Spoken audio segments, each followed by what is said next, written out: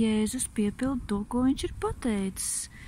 Sarunā ar samarieti viņš teica viņai, samarieti teica viņam, mūsu tēvi ir pielūguši šinī kalnā, bet jūs sakāt, ka Jeruzālem ir tā vieta, kur Dievs jāpielūdz. Jēzus viņai saka, tici man, sieva, nāk stunda, kad jūs tēvu vairs nepielūgsit nec šinī kalnā, nec Jeruzālemē.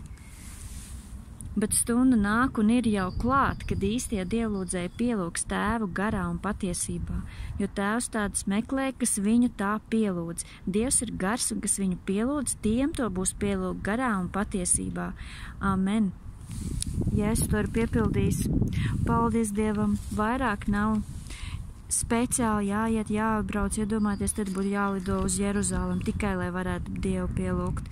Vai tikai uz kādu kalnu, ka tagad var pielūgt jebkurā vietā, darbā, mājās, pielūgt garā un patiesībā. To Kristus ir piepildījis. Paldies viņam par to!